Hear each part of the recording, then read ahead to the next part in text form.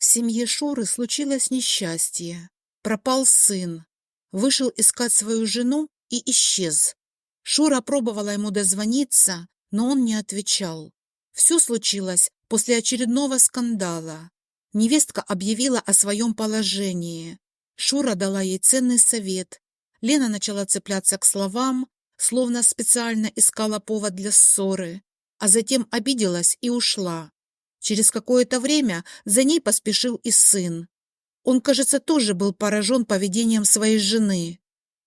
В скором времени Вадик перестал отвечать на звонки. И вот пошли уже 4-е сутки, как его телефон выключен. А она не знает, что ей и думать. По крайней мере, такую версию Шура рассказала полиции. Она сильно лукавила, но рассказать всю правду не могла. Подумала, что ее не так поймут. Нынче люди спешат делать выводы, не вникая в суть происходящего. Лена казалась невесткой тихой и скромной. Сын познакомился с ней на какой-то современной выставке и сразу влюбился. По крайней мере, Вадик говорил, что сразу почувствовал, что Лена его человек. Добивался он ее, как казалось Шуре, слишком долго. Целый год водил по разным музеям, выставкам, галереям. Дарил цветы и конфеты, подвозил до дома, приглашал в кафе. Шуре, надо сказать, все это не нравилось. Она считала, что Лена слишком высокого о себе мнения, раз до сих пор отталкивает ее сына. А зачем Вадику зазнайка? Шура надеялась, что Лена лишь очередная девушка, с которой сын просто повстречается и расстанется. В его жизни было много разных женщин, но ни одна из них так и не смогла завоевать его сердце. И у этой ничего не выйдет. Однако Шуру очень настораживало, что про других девушек он почти ничего не говорил. А вот о Лене... Вадик, как околдованный, рассказывал матери о том, какая она замечательная и великолепная, какая она умница, красавица. Все сыну в ней нравилось, абсолютно. Как сказала близкая подруга, если сын тебе рассказывает о великолепной девушке, то, скорее всего, он уже мысленно записал ее в жены. Обычно мамам о ком попало не говорят. Скорее всего, избранница сына достойная женщина. Шура отмахнулась, не поверила. Там, где она выросла, сыновья домой приводили всех подряд. Склочных, наглых, ленивых, ушлых. Никогда не угадаешь, кто стоит перед тобой. Видели уже, проходили. Брат у Шуры тоже был. Всех подряд к себе тащил. Каждую любимой называл. С семьей знакомил и о свадьбе размышлял. Через месяц-другой девушки менялись, а брат по-прежнему утверждал, что очередная избранница единственная и неповторимая. Он с ней готов и в воду, и в огонь. Мать, казалось бы, с таким положением дел смирилась, улыбалась как могла, приглашала к столу.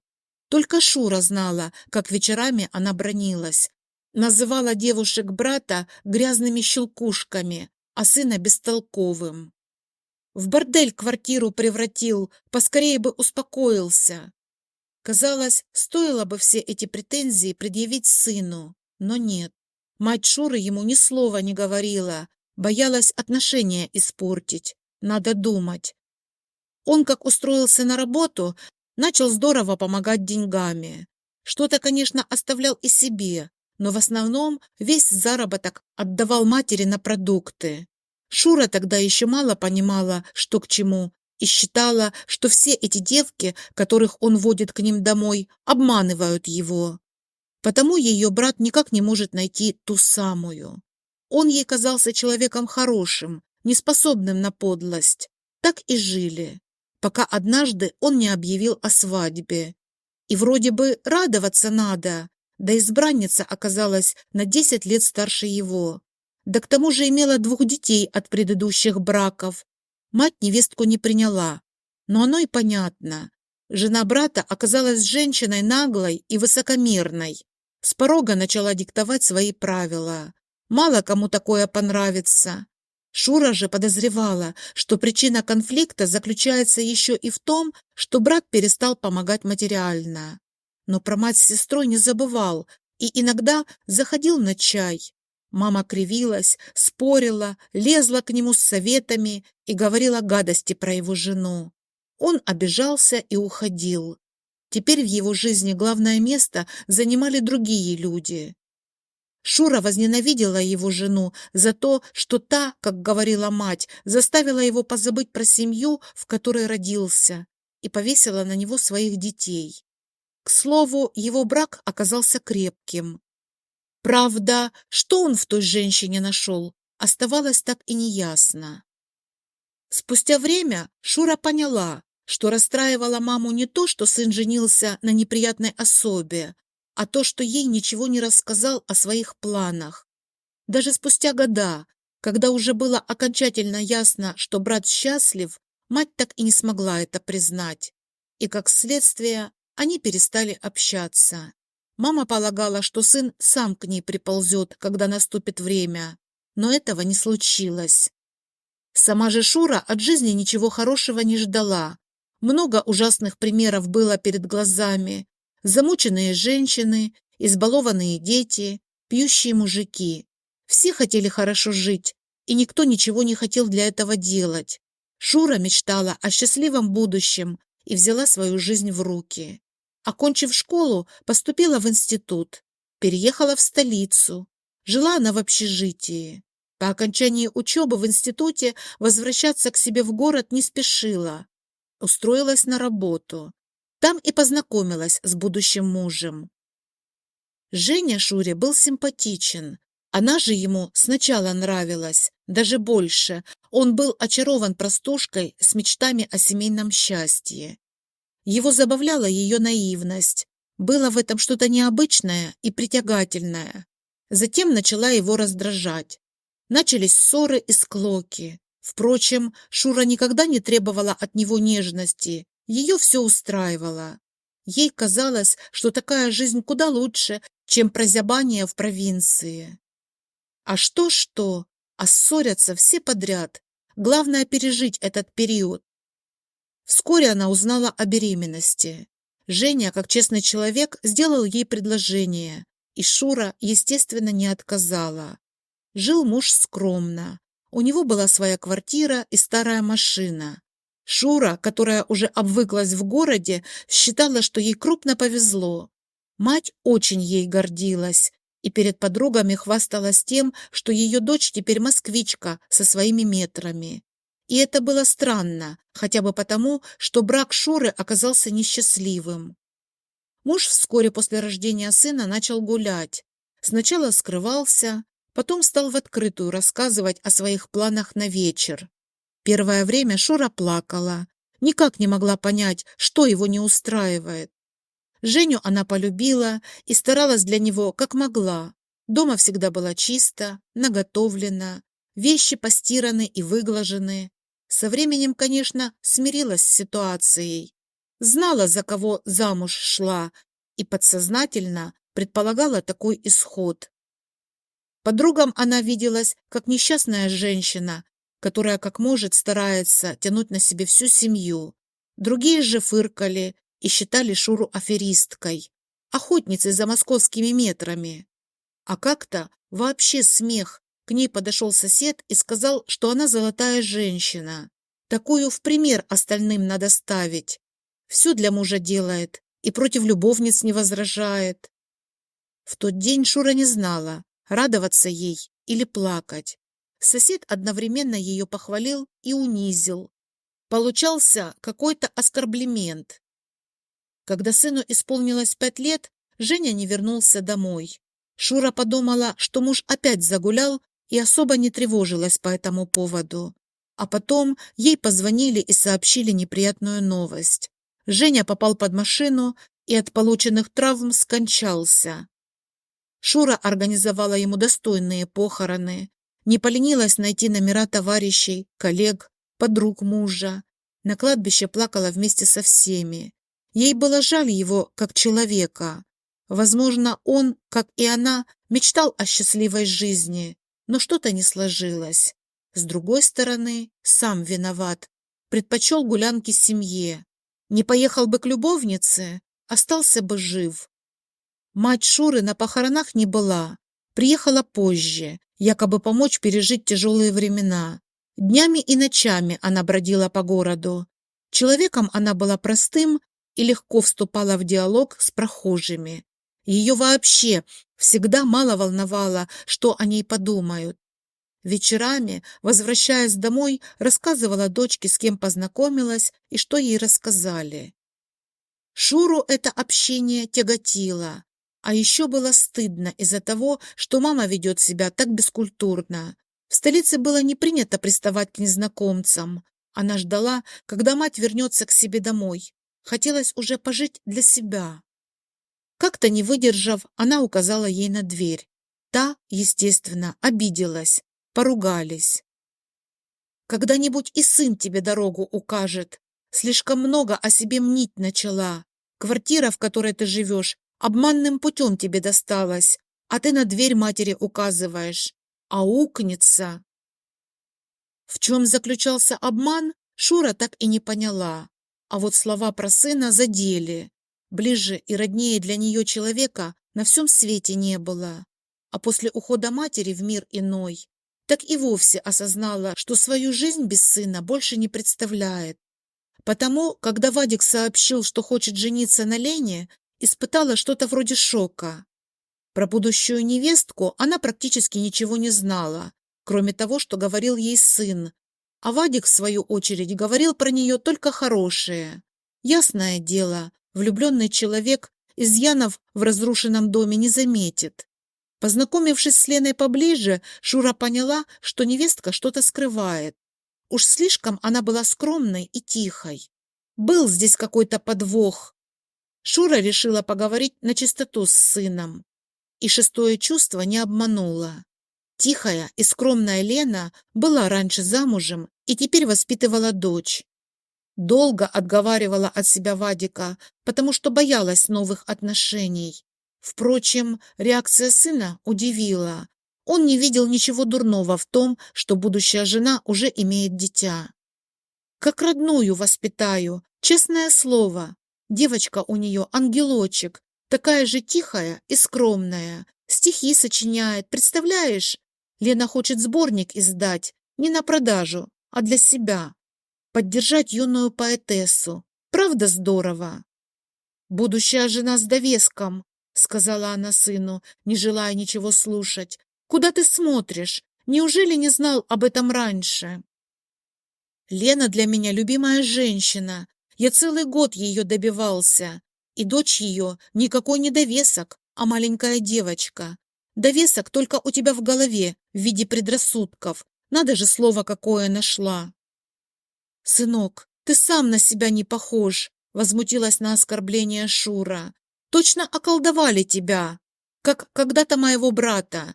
Не понимаю, зачем тебе эта аферистка? Отмени свадьбу, пока не поздно. Не успеешь глазом моргнуть, как она сюда переедет, пропишет себя и ребенка, а мы потом с носом останемся». Скандал тогда получился знатный. Никогда еще Шура не видела сына настолько злым и агрессивным. Возможно, она высказалась чересчур дерзко, но как иначе реагировать на такую несправедливость?